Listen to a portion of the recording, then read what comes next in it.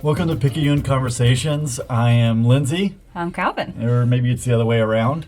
These are little conversations that we have about counseling, about psychotherapy, about culture, Parenting questions. yeah, just human behavior, all kinds of fun things. So this is our second season, the first episode of our second season. Lindsay, what's going to be a little bit different about our second season, do you think?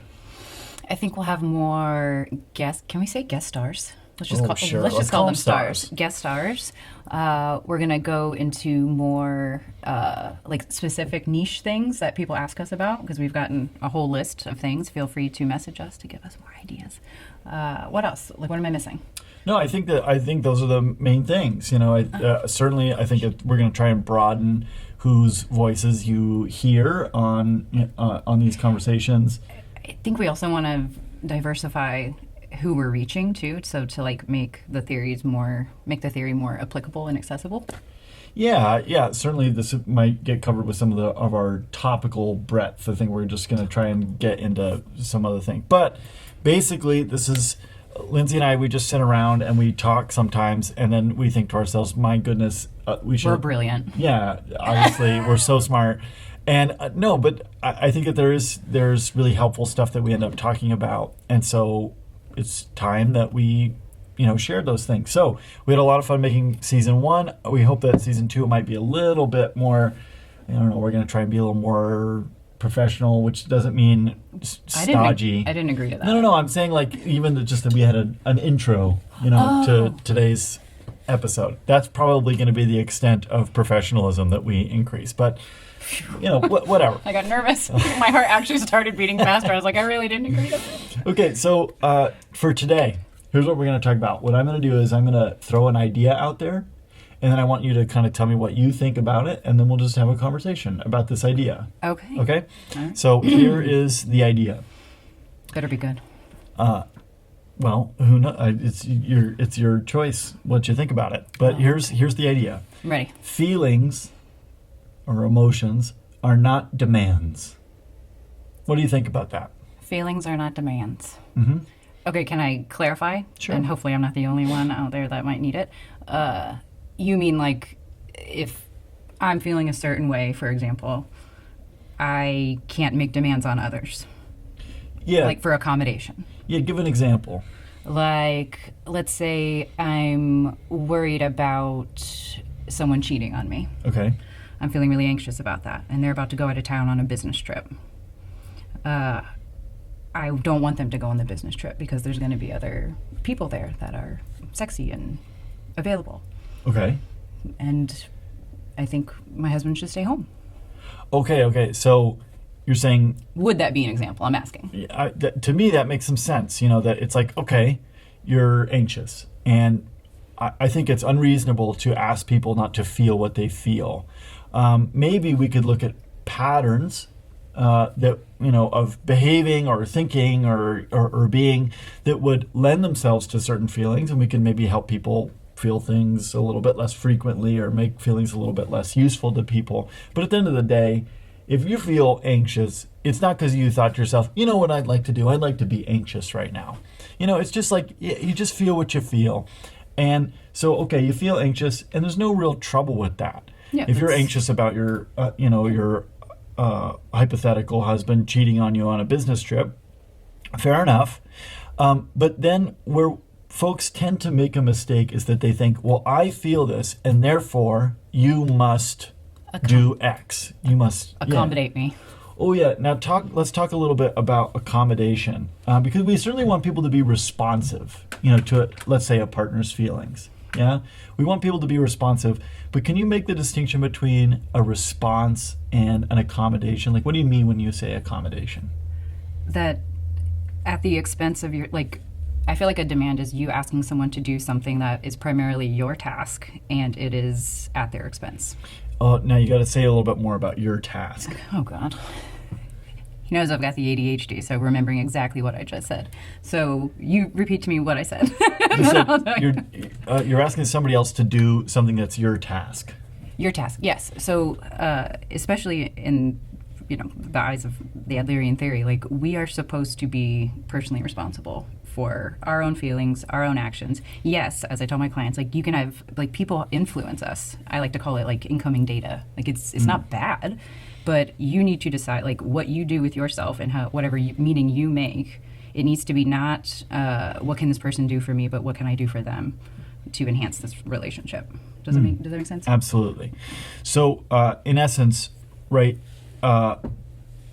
let's say you're anxious. So okay, anxious. about this business trip, this hypothetical business trip.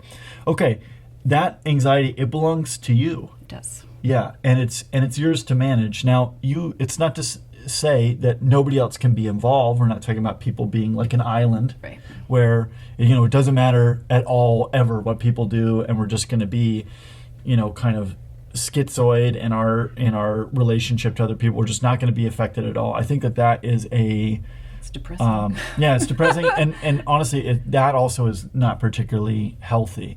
No. But I want to be influenced by others. right, yeah. But there's this thing of like, all right, but this anxiety, it belongs to you, and it is not somebody else's to manage. Now you might be able to ask, but there's also a difference between a request and a demand, Right. and maybe I could talk a little bit about that. It's not unreasonable to say, hey, look, I'm anxious about this, and this is what I would like for you to do. What do you think?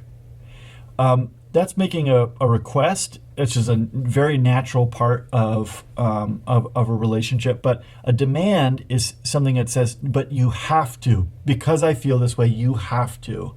And that, first of all, it's not true in any kind of objective sense. Like, I really don't have to do anything simply because you feel something. I don't.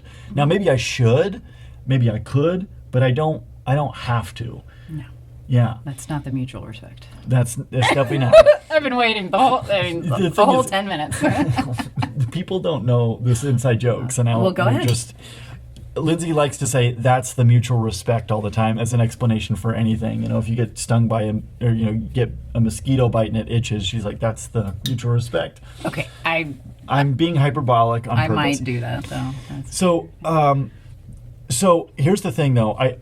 We're kind of talking about this as feelings are not demands within the context of a relationship between two people. But I also think this applies internally. That same feelings are not demands on, like, if I have a feeling, that's not a demand on my behavior. Like if I'm feeling murdery and you're pissing me off. Okay, exactly. So like people say this all the time, right? Like, well, I yelled because I was angry. Yeah. And in one sense, that's true. Okay, It's like, yeah, yelling is an understandable behavior, but it's not the only behavior that someone can engage in if they're angry. If I am angry, there are a very large number of things that I could do with that anger, and yelling is only one of them. And so if I feel anger internally, that doesn't mean that I have to yell. It doesn't mean that if I'm feeling overwhelmed, I don't have to shut down. If I am feeling depressed, I don't have to stay in bed all day. Those are just be clear, those are very understandable responses and things that I would have a great deal of compassion on. But it's almost like people, and this is me and you too, we do this, but there's this idea of like, well, I feel this and therefore this must happen.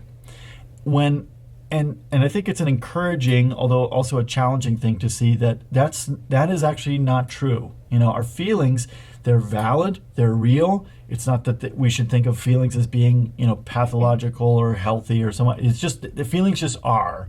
But then there's what we do with those feelings.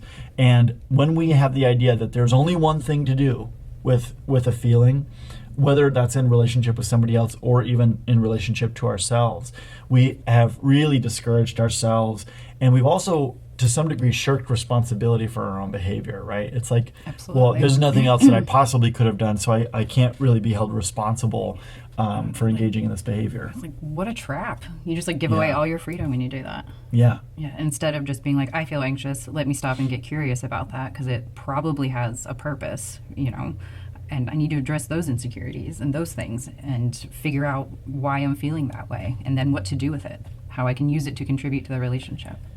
Yeah, and I mean, I think we do need to talk a little bit about how widespread this, and it's not that somebody would stand on a street corner, with a sign that says, feelings are demands or something like that, but we act as if feelings are demands a lot. We do that, and again, you and me too.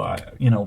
We're by no means perfect in this regard, but the implications of this are very significant, certainly within relationships, but I feel like I see this all the time in my office. What kinds of situations, where do you see this showing up in your conversations with clients or other people or in yourself? Well, my first thought was trauma, like sexual assaults and things. Like people feel as if a certain way, just because I'm horny or I feel turned on or I feel that you turned me on, I deserve X, Y, and Z from you. Or because you said yes once, even though you're saying no now, I'm entitled. Yeah. It goes back to entitlement, I think, a little bit too. Yeah. Yeah. Yeah. Yeah. It does seem that's a really fascinating example.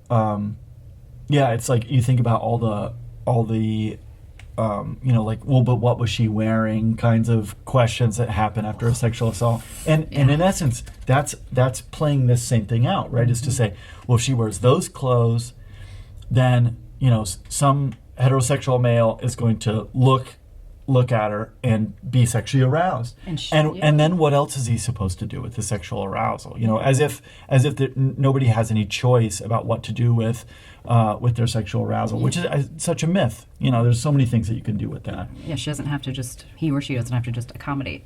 Yeah. Yeah, precisely. Don't do that. I certainly see this in relationships where there is just kind of a quiet dynamic of control. Ooh, same way. And it's I know there might be kind of extreme examples of this, but when people,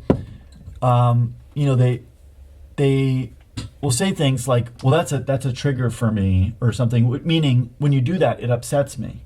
And listen, fair enough. Okay, again, it's not that the feeling itself is invalid, but then there's this idea of like, well, when you're displeased with me, that triggers something in me, and I feel terrible, and therefore you can't be displeased with me, or you have to keep it completely to yourself.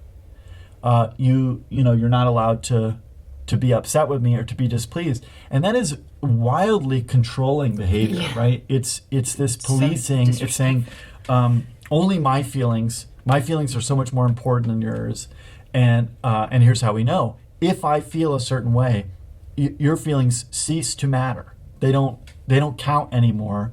You being upset or hurt by my behavior, okay, except that when you express that to me, that upsets me, that triggers me, that pokes on all my trauma, and so now you're not allowed to be upset with me anymore, or you're a toxic partner or something, along these lines. What a clever way to avoid the challenges of life. Yeah, I want to go back to something I said early, which is that I don't think that it is unreasonable to expect a partner to be responsive to how we feel. I think that is... That's how you connect. Yeah, that's very reasonable. You got to connect before you correct. But there's let's say that, let's go back to your hypothetical example of someone who's anxious about, being cheated on this business trip or something, okay? All right, so a demand would say, well, you can't go. You can't go. But to be responsive would not be to say, okay, I won't go. But to be responsive would be to say, oh my goodness, I see how scared you are. Let me listen to you. Talk to me about how you feel. Okay, that sounds terrible. I really care. And here's what I'm willing to do about it. I'm going to go on the trip, but I'd be more than happy to give you a call quite regularly. This is what I could commit to. I could commit to calling you, this number of times a day. I'm already feeling better in my hypothetical anxiety. Yeah, because, right, we think that what we need is accommodation when we're feeling yucky, and really what we need, to some degree, we don't need to be pampered, but we do need to know that somebody cares. Yeah, we don't need somebody to do our tasks for us. That's disrespectful to yourself and to them. Like, you can handle it. You're capable. Yeah. Just be in it. Have the courage to stay in it with someone. And there's this not so tricky with all those slightly tricky, there's this little balance, right, of being responsive without taking over somebody's task, Right. right? Which is so respectful. Yeah, So respectful. of being really caring, where you're communicating, it does matter to me that you are feeling as awful as you're feeling. This is hard, and that matters. Yeah. Yeah. And And- I don't have to take ownership over your feeling and curate your whole emotional experience of life. Here's what I can do to maybe help. To help is not to take responsibility. No, it's to contribute. Yeah. Yeah.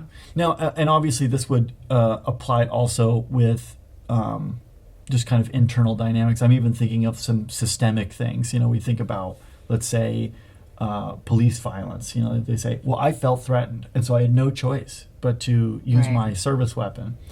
And then culturally, we're just kind of like, yeah, okay, you know, that makes sense. That is bonkers to me. Same.